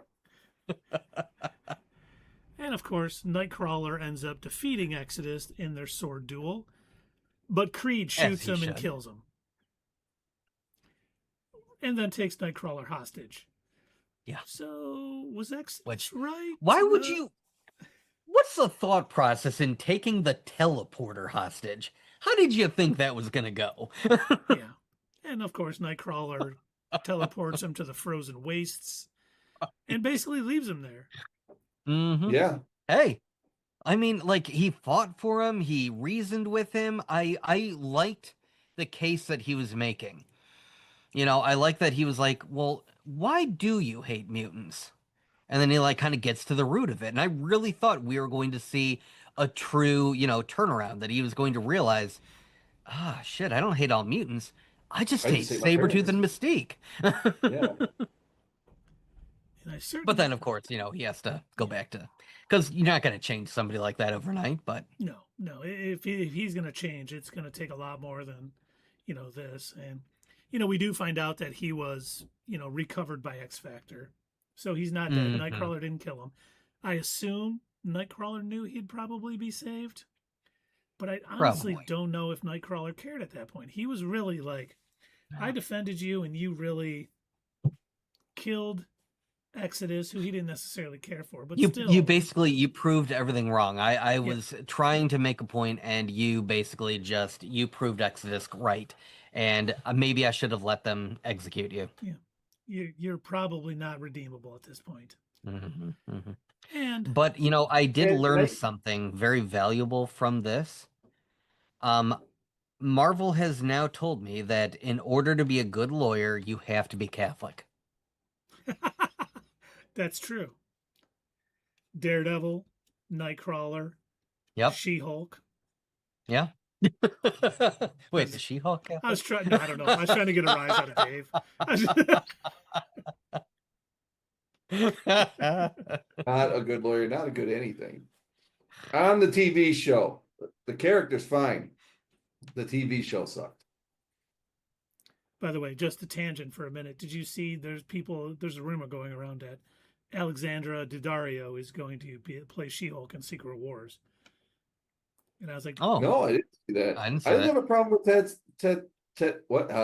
Can't say her name. Tatiana. Maslany. Yeah, Maslany. I didn't have a problem with. I think she's a terrific actress. It was just You didn't like the writing of the show. I didn't like the writing. That's for sure. Yeah. And then, of course, once again, whenever they seem to have a bottle episode in X-Men'97, they get us at the end, and X-Force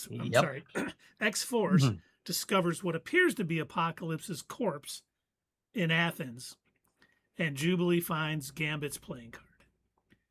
Now, doesn't Apocalypse rejuvenate his body every once in a while? Yeah, I'm not pretty falling sure. for him being dead. No, so here's my theory. I think he possessed Gambit's body. Ooh, instead of resurrecting him, he went into him. That's what I think. But also, did you not in this episode, but the one previously, did you see how clearly not the one that Jubilee picked up, but did you see how the rest of his playing cards almost, I think they turned into tarot cards. It did look like that, yes, when they were surrounding him and stuff, yeah. Yeah, it'll be, cannot wait. I do think, because next episode, what is it called? We talked about it last week. Because next episode is called, it's a dead man's hand, which is a card playing term when you cannot win in poker, but you stay in, and you have a dead man's hand. Gambit is supposedly a dead man, who knows? Isn't that like a 2 and a 7? Yeah, well, something like that. If you have a 2 and a 7, but they flop a 2 and a 7 and a 7, you now have a full house, which you can do well. This is when you can't win no matter what's flipped over. Someone has you beat, but you stay in. You have a dead hand. And then the last one is called Survival of the Fittest, which we talked about. Maybe it's, danger coming back. She did say that phrase in her episode. But it definitely looks like what we got at the end of this is basically going to probably be a 2-part war with Apocalypse and them finding out that Gambit has been resurrected and stuff. The reason why I'm convinced that Apocalypse is now inhabiting Gambit's body is for the sole reason that there's no way they're going to have all this buildup with him being such a major player in the season to kill him off screen. Nah. Yeah, no, not happening. Yeah, they wanted everyone to think that Gambit killed him, and maybe that's what Jubilee and them are going to think. That's why I pointed out the card. I think that was there intentionally. Yeah, it's going to. I thought the Joker was. No, he's still asking Bruce for his electric car. What? Yes. By the way, I put in my notes, Apocalypse is manipulating perceptions. He is giving them a false sense of security, like Gambit's still alive and he killed Apocalypse all by himself. He's more powerful than we ever imagined. And we gotta go find him. Somehow Rogue is going to find out about, the Gambit connection, and she's probably going to go off on her own, like Rogue does. And then that's rogue? when Rogue is going to go rogue. And then the rest of the X-Men are going to have to chase after her, and then X Factor is going to jump in because what's her name warned Charles that if he Mel Cooper warned Charles that if he did anything like that again, that she was going to shut him down, which I don't think, if he established it in another country, she can't do that. But yeah, so I have a feeling it's going to be a clash of like all the ongoing storylines, but I think it's going to be Rogue thinking that it's Gambit, only to realize she's good. And back to my original theory from episode 2 or 3. And I was like, okay, this is how I think it's going to play out. I think Gambit is going to be resurrected, but I think Rogue's going to be the one who has to end up killing him. I believe you are right. And heck, she may use her power to absorb the life force out of him, killing both Apocalypse and Gambit. Is he going to ask her to do it somehow? Probably. I could see that. If there's any bit of him left, he would. Yeah, he definitely would. But please, mon chéri, put me out of my pain. Yes, okay, Frenchie. Should we rate this episode, gentlemen? I think Indeed. so. Indubitably. Well, indubitably, I would say, I don't know. I like the whole trial with Nightcrawler and being the adult in the room. Basically, I thought that was pretty cool. Even though, even though at the end where he asked, "Well, would you have ruled in my favor?" Because he thought he had it won. And even though he, Colossus said, "Okay, no, I wouldn't have ruled in your favor." And I can't remember the reason why.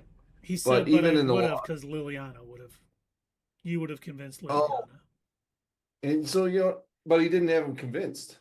So, but he's still arguing the good fighting the good fight, I guess. Mm-hmm. I don't know. I was really entertained by this episode. I just watched it last night. Watched part of it again today, right before we came on. And yeah, I liked it. I'm gonna give this one a 7 as well, along with the House of the Dragon Tiny. 2 7s, not bad. Yep.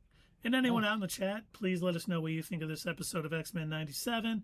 Scale of 1 to 10, 5 being average, the Doug scale, the cute guy scale, as we often use here on the show.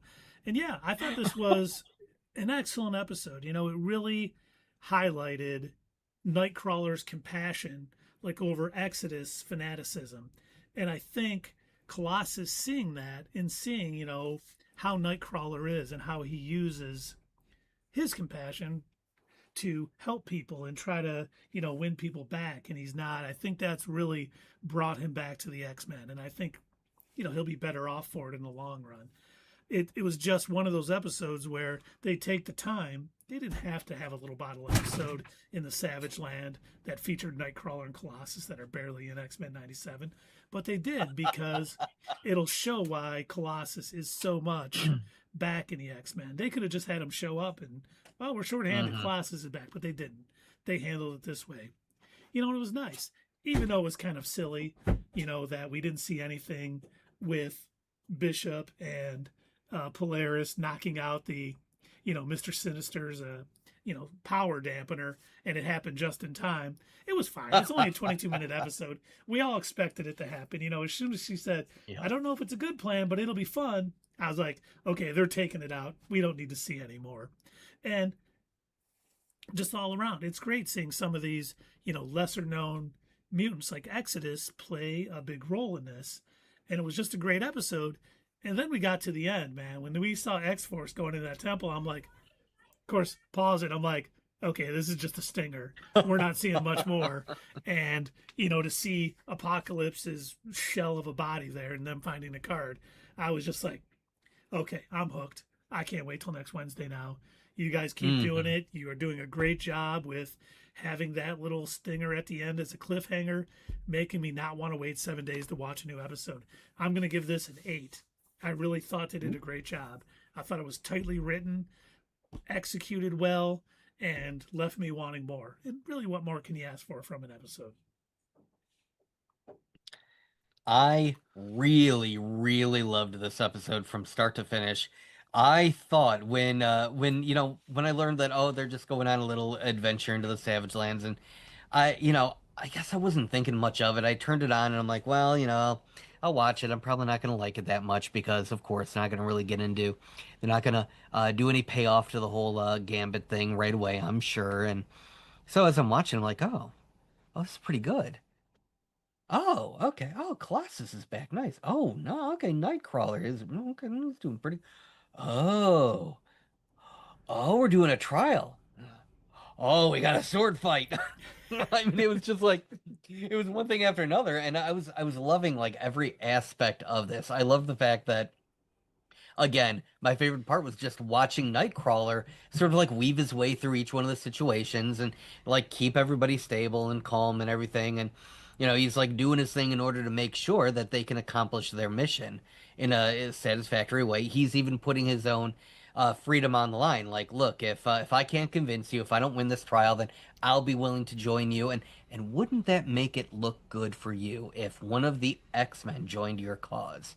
And oh yeah, wow, that would really that adds some legitimacy to what we're trying to go after here. And so yeah, I loved how it played out. I wish that they made X-Men 97 longer than half-an-hour episodes. I kind of wish that these could be an hour long to give us a little bit more breathing room so they wouldn't have to rush the courtroom scene, because I did chuckle at the fact that Exodus, like I said, his opening statement was his closing statement and also just his entire case. I do believe our joke about it was longer than his actual. Right, it was. It really was. He just walks out. Your Honor, the Grand Colossus that is, in charge of this trial. This dude, don't like him. He hates mutants. Case closed. I know it. You know it. Boom. So what the judge is gonna want to do is just like, like whatever, just like hit the hammer. And then of course you've got Nightcrawler, and he's really thought this through in the whole 5 minutes he's had to prep. Yeah. Well, I guess they were trying to find a gavel for Colossus. Like, does anybody have a gavel? No, man, we don't have a store here. We're in the heart of the Savage Land, in the middle. We're of in the Savage Land. There's dinosaurs in the sky. But whoa, oh, hello, Dave. I was turning my camera on. But yeah, no, I liked this episode from start to finish. I thought it was great, and then that stinger at the end. Yeah, you're right. That makes me want to see the next one right now. I hate when they do this stuff to us. I need the next episode because I got to find out how this is going to play out. I'm going to give this an 8.5 out of 10. I loved it. Give me more. You don't hate it, Doug. You love it. Oh, I That's loved why it. you keep coming back. I loved it. I didn't think I would, but I did. I Bada boom, bada bing. I kind of agree with that statement. When I first started watching it, I was like, I'm like, another bottle episode? What are they doing? Yeah. And I'm like, oh, thank you. Both the bottle episodes this season have been great. We've gotten, knock on wood, no video game episodes with Jubilee and Sunspot. Right, So, because none of them are really fillers. They're all, adding something to the overall narrative. And yeah, while they might be a bottle episode, they're all taking place in the one singular location, more or less. Like, that's not taking away from how it's adding to the story. Like, everything is falling into place. Everything is for a purpose, unlike the video game episode. Colossus being back with the X-Men will play a role. Mm-hmm. You remember those bottle episodes on freaking Invincible? Yes. This is not those. This is not those. No, this is not. This is not the hell episode of Invincible. I still don't understand that. This is the proper way to do a bottle episode. Yep. Even the one from Daredevil Born Again Season 1, the one in the bank. It didn't really lead anywhere, but I still kind of enjoyed the episode. But it didn't have any ramifications on the rest of the story, really. To me, I saw that as leftover from when they were their original idea for what they wanted the show to be before everyone was like, oh, this is terrible. Please don't. Well, the only thing they did was slip Kamala Khan's name in there. The rest of it was kind of forgettable. Daredevil being Daredevil, he fought some bank robbers. Okay. Yeah, he figured out his way to do it. Yeah. But fellow nerds, are you ready for a little rumor mill rundown? Ooh, am I? Are we? I bet all you have is good news for us, right, Keith? Nothing bad, only good. 100%. We should start with the really good news. We should start with the really good news. And we will. Ryan Gosling is going to join the MCU in Marvel Studios' Ghost Rider, directed by Sean Levy, in theaters 2028. And may I also add that the writer is also the writer from Starfighter. So we are getting the actor, director, and writer from Starfighter for Ghost Rider. And yes, I looked it up. Kevin Feige has seen Star Wars Starfighter and says it's amazing.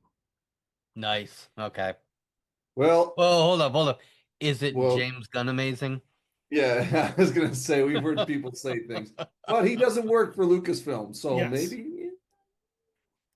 And I was going to say, Sean Levy, what else did he do? Did he do Iron Man at all? Didn't he do an Iron Man? No, he did a Deadpool.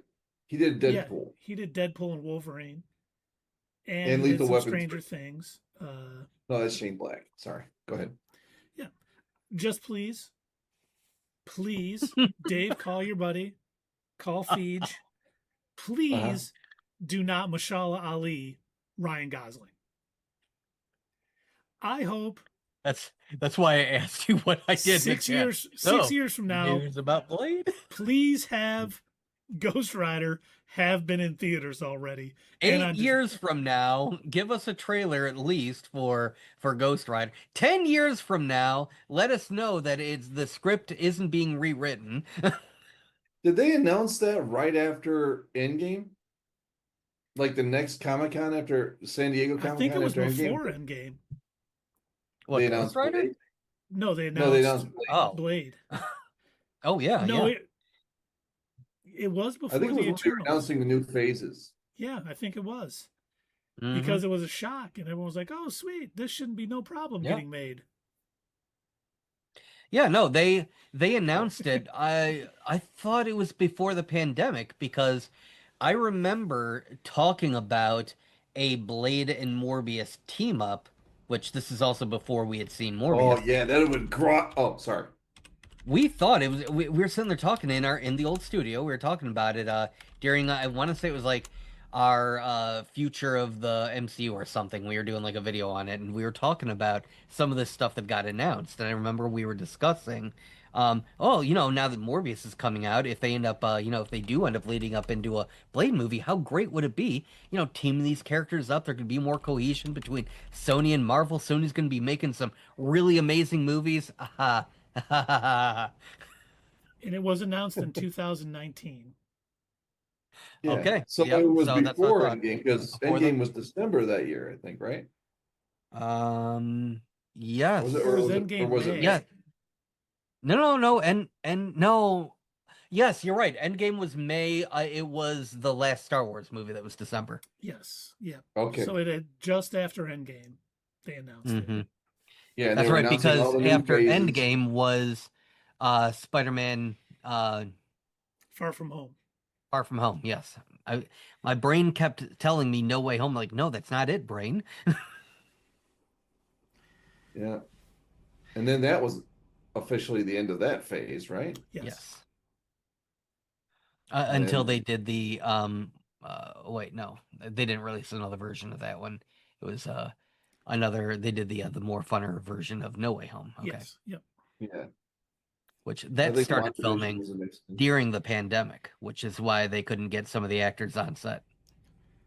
Yeah, that's why some of the shots were a little odd at times. But also announced last Saturday at San Diego Comic-Con, Ryan Coogler is coming back to Marvel Studios to direct Black Panther 3, December 15th, 2028. And David Johnson from Alien Romulus and The Long Walk will be playing T'Challa's son in Black Panther 3.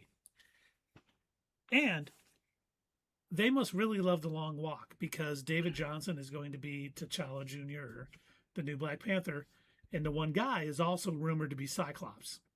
So it sounds like Marvel Studios really enjoyed The Long Walk. It's funny because like there isn't too much to the movie. It really is what it is on the surface. It's supposed to be in like a apocalyptic America, and they do this death game where in order to ease up the populace, they have all these young men take the long walk, and if any of them slow down or stop walking, they get killed, and there's only one winner at the end. Squid Game. It's Squid Game but walking. Sounds boring. And but even with that being the plot, these were all really excellent actors, because when your entire movie is just you walking, you got to do something to. The simplest plots have the best actors sometimes. I mean, you ever see Glenn Ross? You ever see that movie with Alec Baldwin? Coffee is for Kevin Closers. Spacey. Oh yeah, Jack Lemmon. Coffee's for Closers. Yeah, great movie. They never leave the office. Yep, great movie. Yeah. And then I don't know if you saw during the Doomsday panel, but Ryan Reynolds was dressed as Deadpool. I saw in the crowd that. asking questions.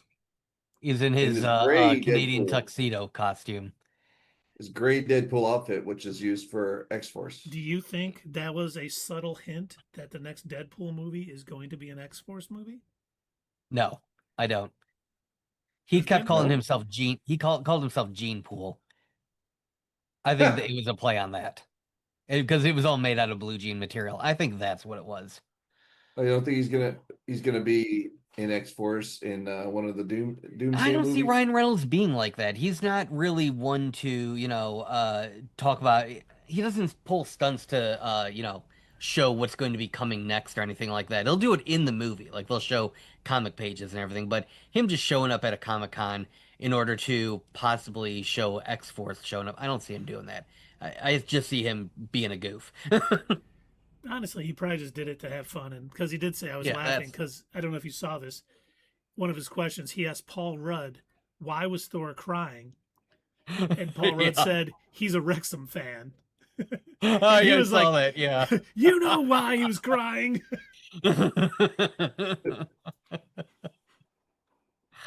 And then, of course, D23 is coming up in a few weeks.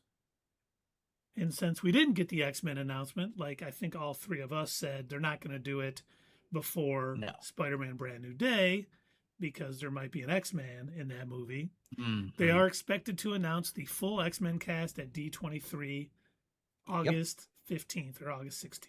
15th, I believe. Honestly, even if they if the Spider-Man movie wasn't coming out already, I still don't think they would have made that announcement at Comic-Con.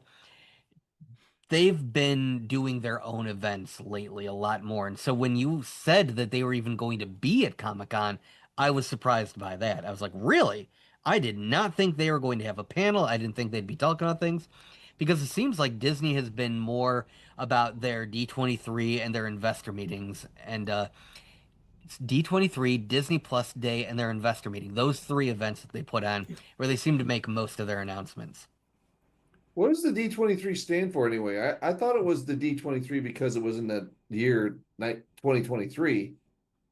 So why isn't it still D23? Do we know? I don't. I am a member I don't of D23. I am a proud member of D23, but I don't know what it actually stands for. They haven't changed it, so it must mean something. Yeah, it definitely. I'm going to Disney in like 10 days. I'll find out. Oh, nice. I will let you all know. Now, what we've heard, what could be announced at D23? The X-Men announcement with some cast. We think that's probably Vision Quest trailer because they did come out and say that Comic-Con was just going to be movies, so we figure the television stuff, the Marvel television stuff will be D23, so hopefully a Vision Quest trailer is coming out in October. It'd be nice to see. Maybe a Daredevil Born Again Season 3 announcement, some of the cast showing up, maybe Wonder Man Season 2. Oh, well, let me scratch that off. We've gotten to the negative portion of our show, folks. Keith is about We're not there yet. We're not there yet. We'll now some speculation I've had what we might see. Maybe something for your friendly neighborhood Spider-Man Season 2. Maybe an official date, trailer perhaps. X-Men'97 Season 3 release window perhaps. Maybe some announcements for the special presentations that we've heard so much about. Maybe a new Werewolf by Night or something else leading into Midnight Suns, or maybe even we've heard that the X-Men might have some special presentations getting some characters in place for the movie. So that would be, I think, really nice. Oh, and Doug said the number 23 in D23 stands for 1923, the historic year that Walt Disney arrived in California and founded his company. Nice. There you go, folks. We don't leave loose ends. That's right. I know. I can cut off one of my to-dos when I'm in Disney. And Kevin Feige has confirmed that Avengers Secret Wars will be the only MCU movie releasing in 2027. That. And he said, we always try to focus on quality, but when quantity is so much, you get spread thin. We didn't want to be spread thin, and the Avengers is as important as it comes. Sure. Yep. Should have said something about that when they started doing special investigation. Right. Well, I don't know why he's suddenly waking up and realizing, unless his job is on the line or something, but like I could have told them that the quantity was getting a bit too much a couple of years ago, and that the quality had been dropping. So no, they don't always look for quality over quantity. They've had a lot of stinkers. Well, they have. I've told them. Was that at the pushing of Disney and the CEO at the time who wanted all this content for D23? You know, we don't really know exactly where to blame, but it's good at least they're scaling back and hopefully getting to a better place. Because the last couple, I mean, we've gotten some really good quality from the latest MCU projects. Spider-Man Brand New Day, Thunderbolts, Fantastic Four First Steps, Wonder Man, Daredevil Born Again Season 2. We've gotten a lot of excellent content lately, so let's hope that continues. Yes, indeed. Let's hope it does continue. And now, I don't know if you gentlemen saw this. Tom Holland confirms that Sony was planning to merge the worlds of its Spider-Man spin-off universe with the MCU. Oh yeah, I totally saw that coming. That's why they promoted Morbius the way that they did. Yep. That's exactly why. Yeah, that was always their intent. When I joke, when I make that dumb joke that Sony pretends like because I think they truly thought that. I think they figured by them working with Disney and sharing Spider-Man that it essentially gave them free reign to make their own MCU movies. And I'm assuming Disney saw that and was like, "Oh, no. We're working with you with Spider-Man. We'll do shared custody there, but we want nothing to do with whatever you're doing here." Yeah, your Madam Web stuff needs to stay in that universe, all right? I don't even think they can get their universes straight because they had the Venom universe, and we think Morbius might exist there, but there's no guarantee that Madam Web is in the same universe as Venom and Morbius, or hell, we don't even know if Kraven is in the same universe as them. Very true. Or inverted Spider-Man. Yeah. Oh yeah, God, forgot all about him. Yes, exactly. So who knows? Who's to say? But Tom Holland did say, "I think that they never found the right time to do so. I think it was on the cards, but there was never any time. They never made the right movie where I was being forced into a movie I didn't want to be in. Thank you, Sony, for being inefficient and not being able to get this done." Good God, that would have been a colossal mistake.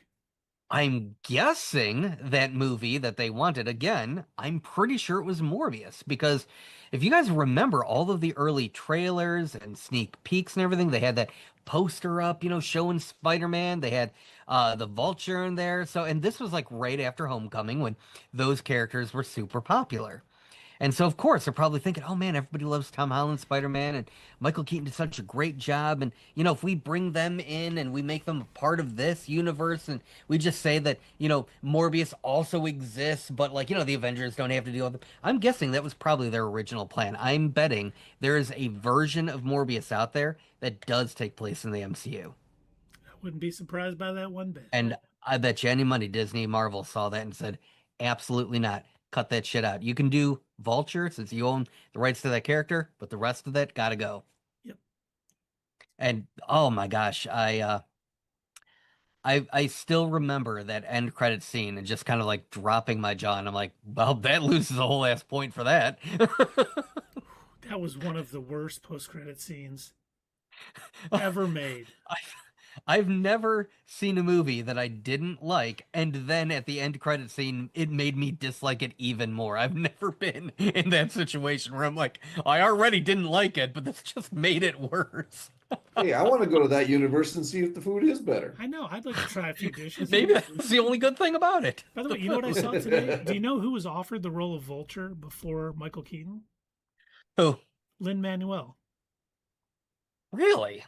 And he said Kevin Feige gave him the entire plot of Homecoming over the phone one day. He said, "That is awesome. I want to do it. When does it start shooting?" And it started the day his run on Hamilton ended. And he said, "As much as I would love to do that, I also want to stay married. So I need to go home for a little. I can't do it." And he even said, he goes, man, they hired Michael Keaton, and I'm glad they did because he was perfect for that role. Is there a role Michael Keaton can't handle? He was perfect for that role in Homecoming. Yes. Yes. I still don't. He would have.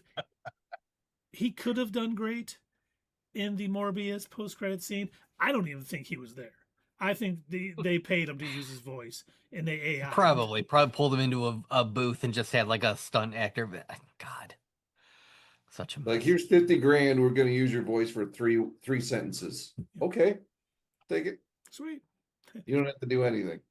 I think it has something to do with Spider-Man. Great. Can you say it less dumb? Nope.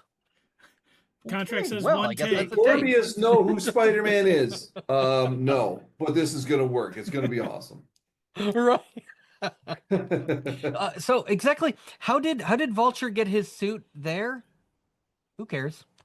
Nah, just shifted. And now, unfortunately, we have to drop a little bad news. A little? You call this little?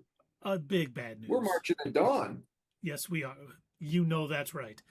Wonder Man has been canceled. The show is no longer returning for a season 2. Now, I'm wondering if this has something to do with the way that they plan on resetting the universe after Doomsday or something. Or, I mean, after Secret Wars. I wonder if it has more to do with the fact that DDC's Spider-Man Brand New Day is about to make $800 million its opening weekend. Oh. And Shang-Chi sequel has been on the back burner for a while. I honestly wonder if this was a victim of them wanting, Destin to do another Spider-Man movie, Shang-Chi 2. He's like probably a hot property. And the last thing they'll probably want him spending time on is a Disney Plus show about Wonder Man, which is terrible on them. That should be his main focus. So it's a bad timing issue. Because honestly, are we ever going to find out where Josh Gad was? Is he going to be found, or is he going to be lost forever? He's still in the door dimension. Yeah. Wait for Frozen 5. We'll find out. I would. I had a theory about that. What if Sentry can somehow retrieve him? Oh, that would be funny. What if his dark dimension or whatever was like connected to Dormant's dimension? Yeah, the void. I was gonna say, this doesn't mean it's the end for Wonder Man, though. It doesn't. He can. No, hopefully he'll still show up in some other capacity, maybe in another movie or something. I'm sure he'll be in one of the Secret Wars or something. They did say that the characters will show up in other projects. Exactly. Quickly. And honestly, they've talked about DDC handling an Avengers movie in Phase 7. So he may have Wonder Man be a part of his Avengers team, post Secret Wars. We could see that. I hope so, because I love Wonder Man. But honestly, what's funny is you call him DDC, and the main villain, if you will.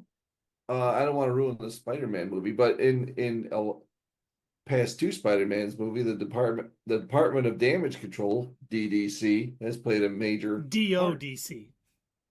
No, they don't say of. They don't give that one an initial. Let's see, who's the villain? Department of Damage Control. I just can't say his name, so I'm going to call him DDC. My apologies to that fine director, because he's awesome. And honestly, he was the original director of Kang Dynasty. I wonder how good that movie could have been, because Brand New Day was phenomenal. Wonder Man was really Jonathan good. Majors. Shang-Chi was great.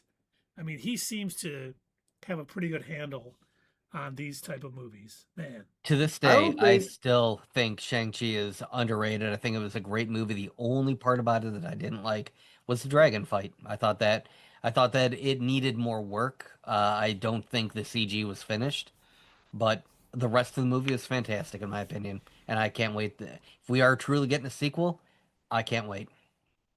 And they're gonna have to at some point have Kang be the big bad. I mean, whether his phases 10 through 12 or 200 through 201 or whatever, they're gonna have to have a Kang story. He may be just the next villain in the Avengers shows up, gets beaten down by the Avengers, and goes back, and he'll come back later on too.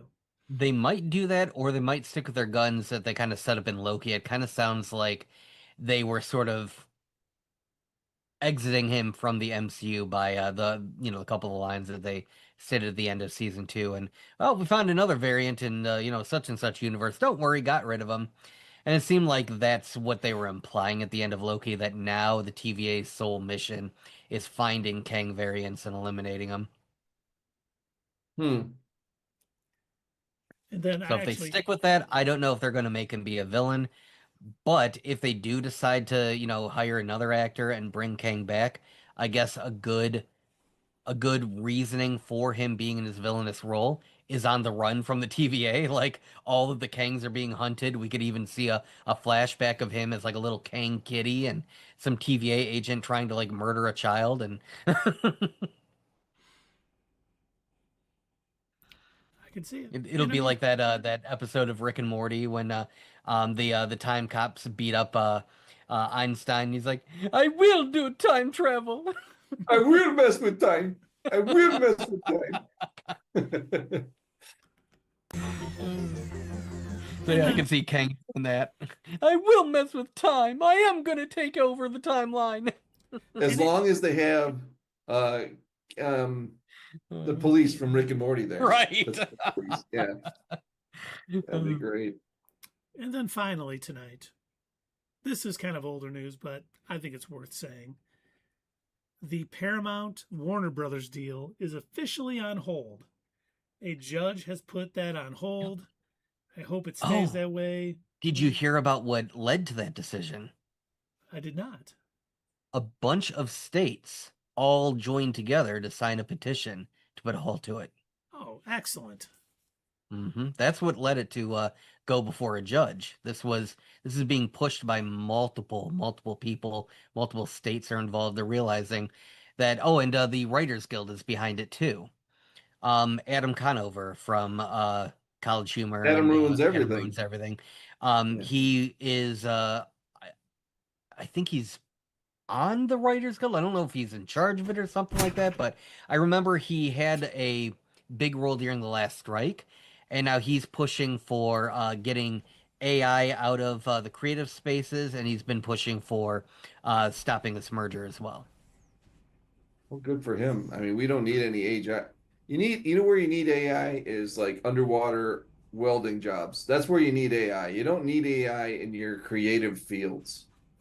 Creative fields are all about the human expression. They're not about. It can be used for something like what if we were able to be able to program some sort of like laser surgical tool that had to be so mathematically precise, in order to help save some life.